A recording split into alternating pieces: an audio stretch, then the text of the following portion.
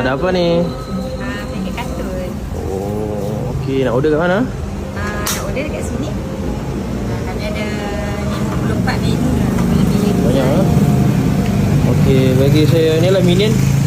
Minion lah. Ni tengah buat pancake minion eh. Dia paket minion.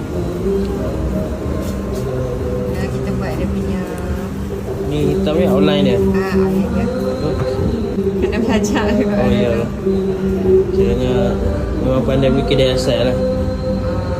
Bolehlah sikit dulu tapi kena praktis jugalah. Tomato dah.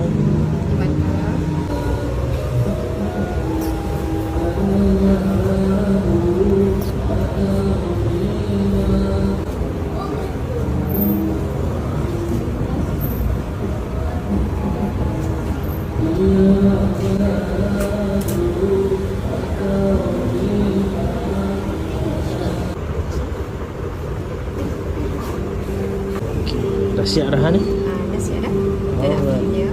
Okey. Wow. Macam ni berapa? Macam ni 10 macam tu. Oh ya ya. Dapat free dipping sauce tu. Dipping sauce flavor apa tu? Coklat atau strawberry. Okey ke? Kalau kita nak custom boleh? Boleh. Okey, gambar ni. Boleh. Alright.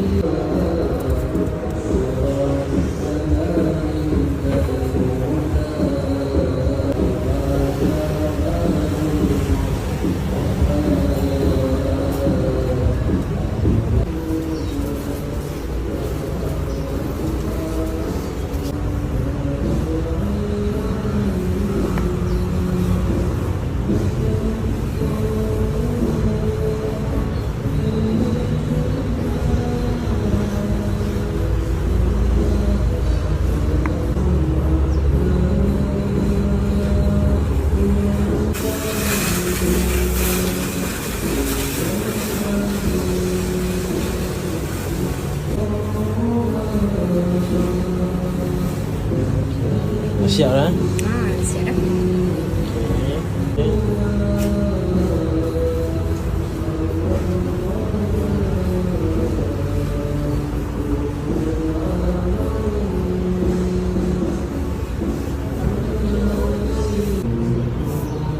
Wow.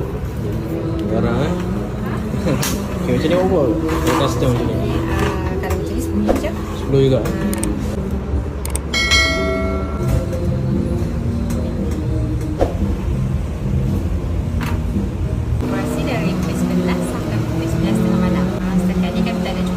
Kira yang buka je hari ya.